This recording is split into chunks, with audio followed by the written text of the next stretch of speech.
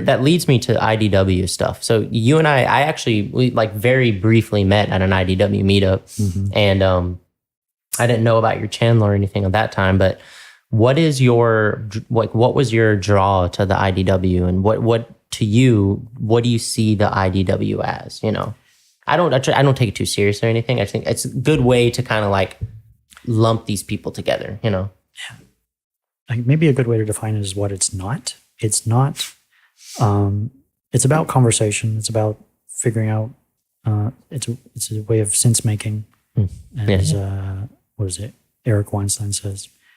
But it's about not caring about people's character, just keeping that off the table and just getting straight to the ideas, not worrying about being labeled a bigot for putting forward something. That's a huge part of it.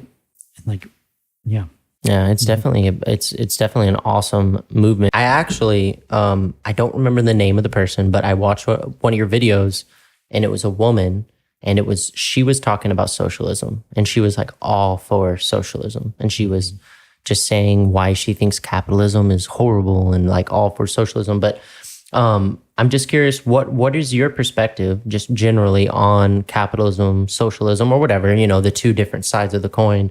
And then have you had any, like over the course of how long you've been doing these interviews, even just not about capitalism, socialism, but have there been any, like, have you had any, like your mind changed prominently from these interviews? Anything specifically that you've done so many of these and there's been like a common thread that people in all of them or whatever say that's kind of got you to think like, you know what, maybe I need to change my mind a little bit on this?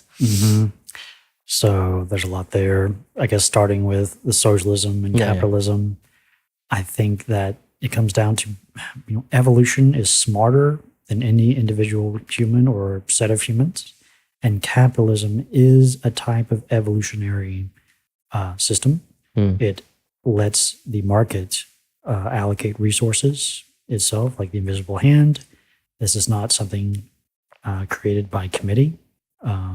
So it lets the changes in demand, the price, meet that demand. Yeah, I know what you're saying. Yeah. Like it kind of evens it out based on what the market is doing, I guess, you know? Yeah, the price is the intersection of supply and demand. Yeah. So why the fuck do so many people think of capitalism as some like, it's some evil ruling class that's ruling this society? Like that, it seems like people have a huge misconception. I get it. There's a bunch of shit wrong with capitalism. Like, but I mean, there's different stories people tell themselves about capitalism and socialism. There's a big overarching story about oppression versus the oppressed. With socialism coming from Marxism. That's just how they view the world. That's their lens. So it's the proletariat versus the bourgeoisie. So anyone in that class is necessarily oppressing those at the bottom. But this does not take into account how these hierarchies are created. All hierarchies are not purely dominance hierarchies. There can be this thing called prestige hierarchies. So we can have a positive sum game where people are working together, and through prestige, wealth is created, like a positive sum game. This is how we've lifted people out of poverty over time. Pareto distribution too. Everyone look into that. So I'm not an expert on any of this, but this is just the basics that I have. So, you know, please fact check me. Yeah, I'm not at all an expert either. But I do like, you know, I think I agree with a lot of what Jordan Peterson says about capitalism stuff, but I need, you know, I need to like dig in myself. Like I haven't read a ton of stuff on socialism, honestly, like just individually outside of, you know, Jordan Peterson or whoever might be talking about it. But I do like, I mean, you know about Pareto distribution, I'm sure, with Jordan Peterson talking about all the time. And because people like to say that. People like to say about capitalism, this whole, and I'm not saying that capitalism is the best and it's good. There's a lot of stuff that's wrong. There's a lot of shit wrong in all societies. We're human. Like, shit's not perfect. But people say like the 1% has all the money, and they say it as if it's like they are controlling in a manipulative and secretive way. But if you think about it, Pareto distribution, that kind of thing, that's the way that it ends up happening, that the wealth ends up accumulating to a certain percentage of people because, you know, I guess there's a big gap. Like the people that work their asses off and it's like the snowball effect, right? You end up getting some money, you end up making some connection, you get more money, and then it just builds and builds and builds. Yeah. And it seems like that's the reason why, you know, there's 1% of the whatever, I don't know the exact numbers, but there's such a small percent of people that have all the wealth. And I've heard from Thomas Sowell that this class of people, this 1% is not 1% from the same family over generations. It churns. It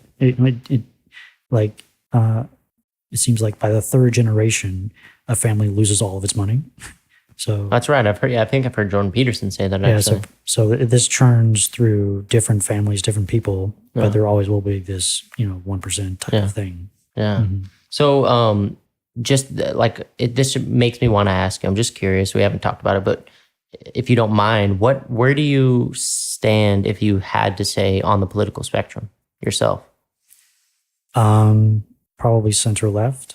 I think I'm all three, a liberal, a progressive, and a conservative, depending on the subject. That's what I would say, like just watching your videos. I wouldn't have been able to say just from watching your YouTube channel, because I'm serious. Like, I really respect that about you, that you don't like push any of your ideas. You literally just ask people good questions, which is like, I was like I was saying before, if I say something, ask me, like try to push me on anything that I might say. But I'm doing the same thing. Like I'm trying my best to like just ask the good questions, Cool.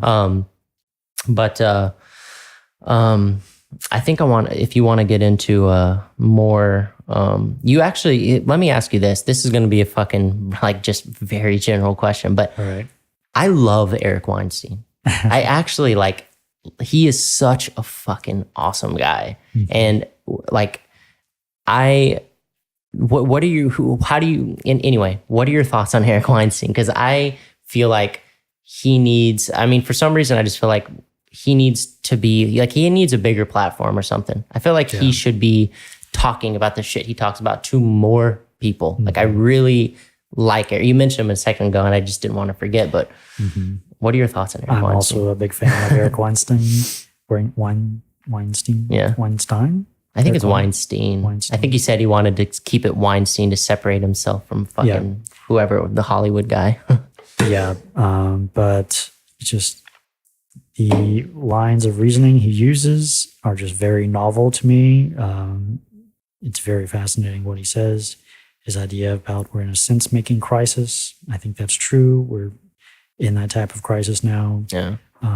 So this is part of street epistemology, is trying to help people think more critically about their beliefs. Yeah. Everyone needs to go subscribe to his channel. I'm going to say it again. Sorry for plugging so much, but I just want to I'm with you. I think this thing and I'm trying to do the same thing. Like, I really think it's important. And you're doing such a good job with your going up to strangers and stuff. You know? And just to be clear, street epistemology does not mean you have to go out in public with cameras to talk with people. It's a way of having conversations with anybody at any time. Yeah.